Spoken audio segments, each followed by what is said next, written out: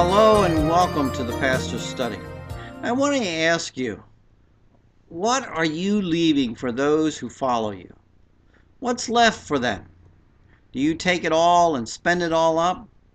Are you planning to leave behind an inheritance for your children?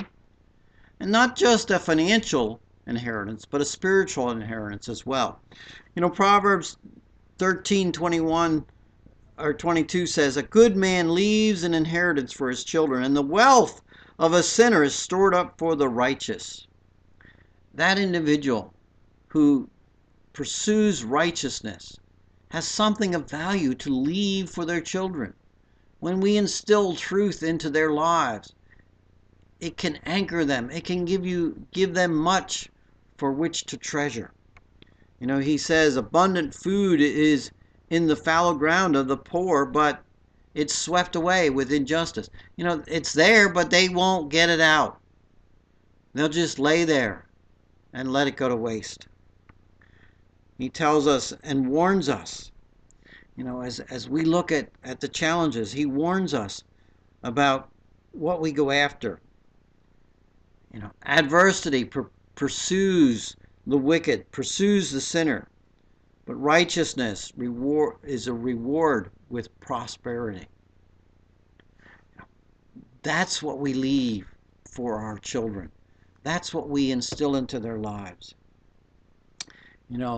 When we discipline our children, it's not to abuse them. It's not to beat them so hard that we mar them for life.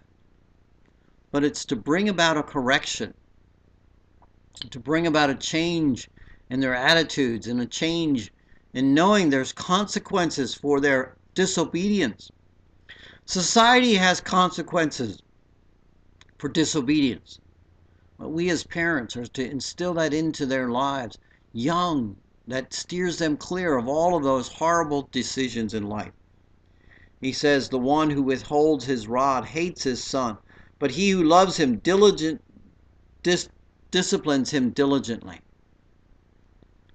There's all kinds of ways of disciplining. One gentleman told me that, all he has to do is take a little bit of an allowance away from one of his children, and it just crushes their hearts. Discipline comes in various forms, but it needs to bring about the reality that there's consequences for disobedience. God has consequences. He tells us that because of our sin, we are separated from Him for all of eternity. However, forgiveness is available through Jesus Christ. Do you know that forgiveness? I trust that you do. Till next time in the Pastor's Study, I'm Ray Bertolini.